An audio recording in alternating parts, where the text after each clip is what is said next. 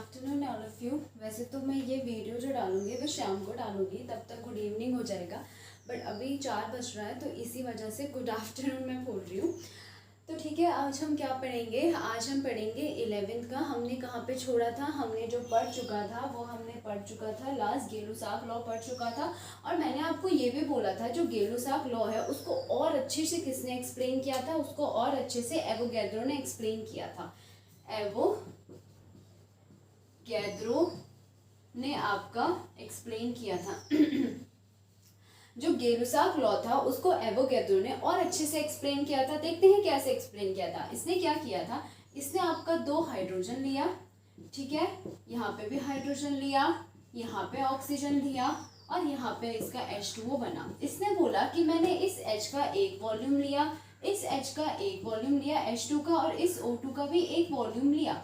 ये बोलता है, एवोगैड्रो लॉ बोलता है कि जब मैं जो रिएक्टेंट स्पीसीज मैंने ली है, अगर मैं इसका एक एक वॉल्यूम लेके कंबाइन कराऊं तो ये आपका प्रोडक्ट में उतने मॉलिक्यूल देगा जितने आपके रिएक्टेंट में प्रेजेंट हैं। समझ में आ रहा है कि इसने इसका भी एक वॉल्यूम लिया, इसका भी एक लिया, इसका भी एक लिया, और मतलब कि इतना एक एक वॉल्यूम लेके ये जो रिएक्टेंट में स्पीसीज है इसने कंबाइन हुआ और वाटर बनाया।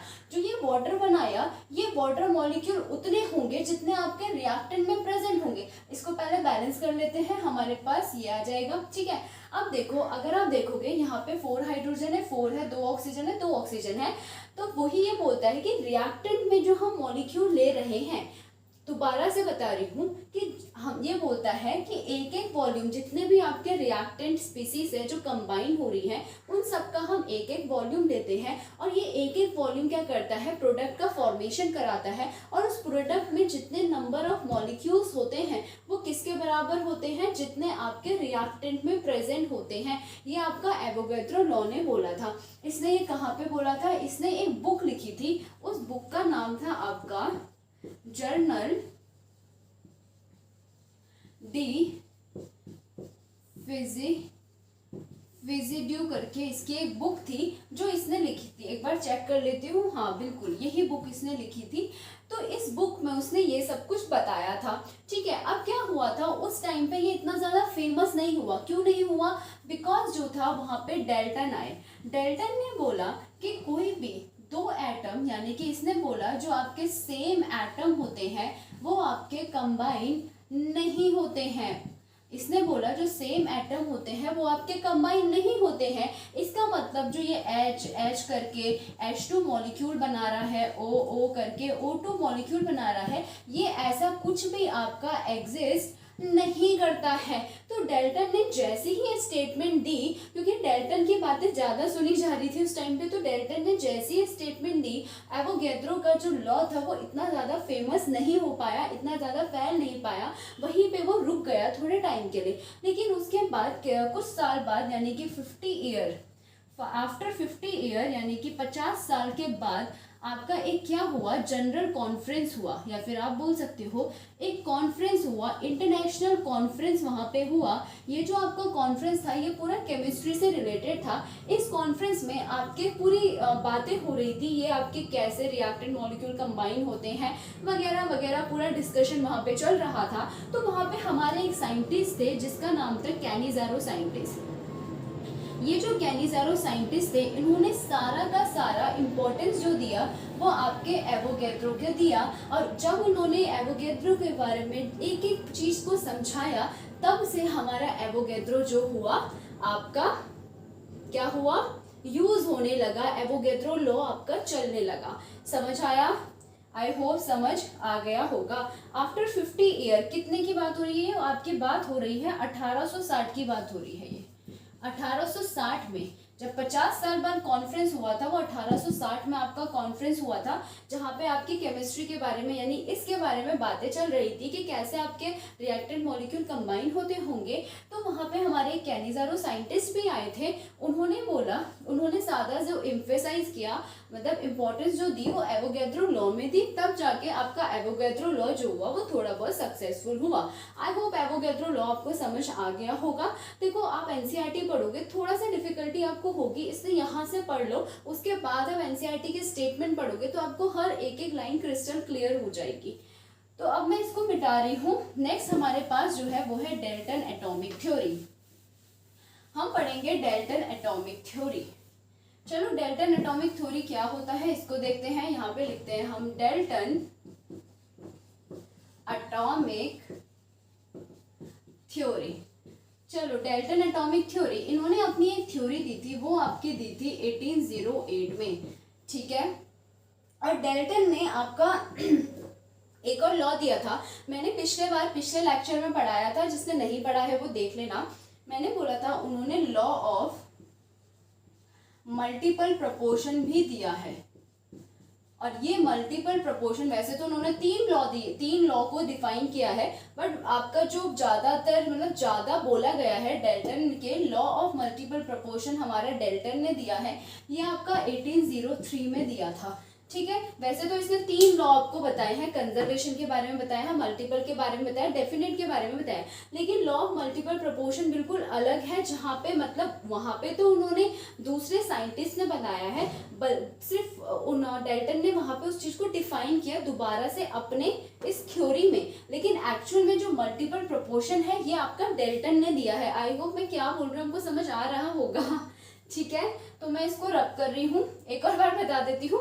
जो हमारे डाल्टन है उन्होंने तीन लॉ का आपका डिफाइन किया था, law of multiple proportion, law of conservation of mass और लॉ ऑफ डेफिनेट प्रोपोर्शन को उन्होंने आपका डिफाइन किया है। लेकिन जो दो लॉ है कंजर्वेशन और डेफिनेट है वो दिया तो किसी और साइंटिस्ट ने है, लेकिन आपकी डाल्टन एटॉमिक थ्योरी ने अपनी थ्योरी में उसको दोबारा से डिफाइन किया था। लेकिन अगर मैं बात करूँ मल्टीपल प्रोपोर्शन की, इस लॉ को डाल्टन ने ही दिया है और अपनी थ्योरी में भी डिफाइन किया है। इसी वजह से लॉ ऑफ मल्टीपल प्रोपोर्शन हमें डाल्टन ने दिया है। और कब दिया है? 1803 में दिया है, ठीक है। ये मैंने आपको बताया है किसमें, जब मैंने पिछले लेक्चर में बताया था आपको। तो आई होप जिसने नहीं देखा हो, आई होप कह रही हूँ मैं, सॉरी, जिसने नहीं देखा होगा आई होप वो देख ले और उनके लिए वो अच्छा भी रहेगा, ठीक है। तब आपको थोड़ा अच्छे से समझ आ जाएगा। अब मैं आपको बता रही हूँ डाल्टन एटॉमिक थ्योरी। देखो डाल्टन एटॉमिक थ्योरी में डाल्टन ने क्या बोला था? डाल्टन ने बोला था कि आपका जो मैटर होता है वो आपके किससे बनता है? स्मॉल पार्टिकल से बनता है। स्मॉल पार्टिकल से आपका वो बनता है, और वो जो स्मॉल पार्टिकल होते हैं उसको हम क्या बोलते हैं? एटम्स बोलते हैं, जो आपके बहुत ही ज़्यादा छोटे होते हैं और आपके क्या होते हैं? आपको can't be see in naked eyes, जिनको हम अपनी आंखों से नहीं देख सकते, ये आपके इतने ज्यादा छोटे होते हैं। ये हमारे किसने बोला था? डाल्टन ने बोला था, ठीक है। डाल्टन ने बोला था जो आपके सेम एलिमेंट्स होते हैं, यानी कि अगर मैं बात करूं कोई भी रिएक्शन की, पहले जैसे कि मैंने बोल दिया NaCl की, अगर मैं, चलो ये छोड़ो, जिंक का अगर मैं CuCl2 के साथ रिएक्शन करा रही हूँ तो ये ZnCl2 प्लस आपका Cu देगा, नॉर्मल सी बात है। अब स्टेटमेंट पढ़ेंगे और तब हम देखेंगे क्या है। तो सेम डाल्टन ने कहा था जो सेम एलिमेंट होते हैं उनके पास क्या होता है? सेम मास होता है, और जो आपके डिफरेंट एलिमेंट होते हैं उनके पास डिफरेंट मास होता है। डिफरेंट एलिमेंट्स जो होते हैं उनके पास क्या होता है? आपका डिफरेंट मास होता है।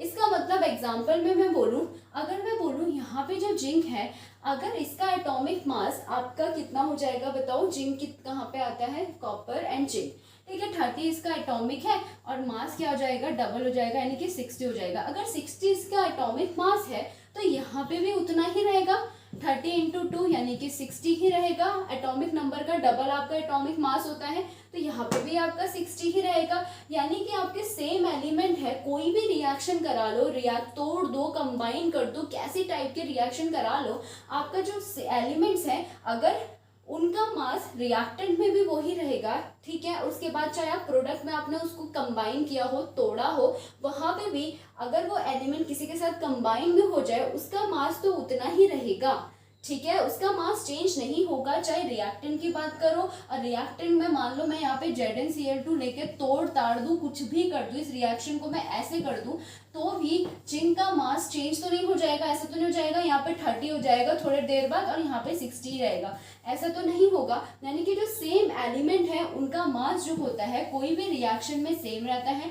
और अगर अब मैं बात करूँ जिंक की और बात कर दूँ क्लोरीन की, हमें पता है क्लोरीन का 35.5 होता है, तो क्या ये बोलता है, अब मैं दो डिफरेंट एलिमेंट की बात कर दूं, उन दो डिफरेंट एलिमेंट का मास चाहे मैं रिएक्टेंट में ले लूं, यहाँ पे ले लूं, चाहे मैं यहाँ पे ले लूं, वो डिफरेंट ही होगा।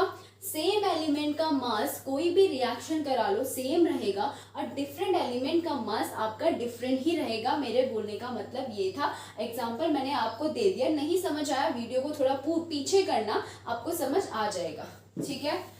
नेक्स्ट क्या बोलता है वो, नेक्स्ट बोलता है कि जब आप कोई भी रिएक्शन करा रहे हो, ये लाइक आपने H2 और O2 की रिएक्शन करा के H2O बना दिया, ठीक है। जब आप कोई भी रिएक्शन करा रहे हो तो वो जो रिएक्टेंट होंगे, लाइक मैंने ये 2 और 32 ले लिया, जो ये रिएक्टेंट होंगे, इन रिएक्टेंट का जो होल रेशियो होगा, जो उसका या फिर आप बोलो रेशियो होगा, जो इनका रेशियो आना चाहिए वो आपका किस में आना चाहिए, होल नंबर में आना चाहिए। ये हमने कहाँ पढ़ा था, ये हमने लॉ ऑफ मल्टीपल प्रपोर्शन में भी पढ़ा था और ये डाल्टन ने यहाँ भी बोला। और क्या बोला, और आपका बोला डाल्टन ने कि मास जो होता है कैन नॉट बी क्रिएटेड और नॉट बी डिस्ट्रॉयड। डाल्टन ने बोला कि जब आप कोई भी रिएक्शन करा रहे हो तो अगर मैं बोल दूं कि यहाँ पे अगर हाइड्रोजन का 2 ग्राम है तो यहाँ पे भी हाइड्रोजन का 2 ही ग्राम रहेगा। ऑक्सीजन अगर यहाँ पे 32 है तो यहाँ पे भी ऑक्सीजन आपका 32 ही रहेगा। ये बोला था आपका किसने, डाल्टन ने। 4th पॉइंट बोला था कि मास कैन नॉट बी क्रिएटेड और नॉट बी डिस्ट्रॉयड। बोला था ना ही हम मास को क्रिएट कर सकते हैं और ना ही हम मास को डिस्ट्रॉय कर सकते हैं। Not be created and not be destroyed, ये मैंने आपको बता दिया कैसे, ठीक है। अब ये बोला 5th पॉइंट क्या बोला होगा, 5th पॉइंट उन्होंने बोला कि जब हम कोई भी रिएक्टेंट को कंबाइन कर रहे होते हैं ना बेटा, यहाँ पे कंफ्यूज मत हो जाना, इसको हटा दो। जब हम कोई भी एक मिनट, हाँ, 2, 32, 1 और 16। अब जब हम कोई भी रिएक्शन को कंबाइन कर रहे होते हैं ना, तो वो जो रिएक्शन को हम कंबाइन करेंगे एक डेफिनेट प्रपोर्शन में करेंगे। लाइक अगर मैं बात कर रही हूँ C6H12O6 यानी कि ग्लूकोज की, इसको बनने के लिए हमें कार्बन चाहिए, हमें हाइड्रोजन चाहिए, हमें ऑक्सीजन चाहिए और ये हमें कितने, एक डेफिनेट प्रपोर्शन में चाहिए। ये मुझे 6 चाहिए, ये मुझे 12 चाहिए और ये मुझे 6 चाहिए। जब मुझे ये मिलेगा तभी जाके मेरा ये ग्लूकोज बनेगा। ऐसे नहीं कि मैंने 7, 6 कर दिए, नहीं, हमें एक पर्टिकुलर कुछ भी बनाने के लिए क्या चाहिए होता है, एक पर्टिकुलर एलिमेंट चाहिए होता है। या फिर मैं ये बोल सकती हूँ कि एक पर्टिकुलर चीज बनाने के लिए मैंने क्यूप्रिक कार्बोनेट का एग्जाम्पल भी दिया था। मैंने बोला था क्यूप्रिक कार्बोनेट अगर मैं लैब से डायरेक्टली बना उठाऊं और दूसरा मैं खुद बनाऊं तो क्या है, हमारा वे तो अलग है क्यूप्रिक कार्बोनेट को लेने का, लेकिन अगर उस पर्टिकुलर चीज को बनाने के लिए, क्यूप्रिक कार्बोनेट वाले कंपाउंड को बनाने के लिए मुझे जो कंपोजिशन कार्बन का, कॉपर का और ऑक्सीजन का चाहिए होगा वो दोनों में सेम चाहिए होगा।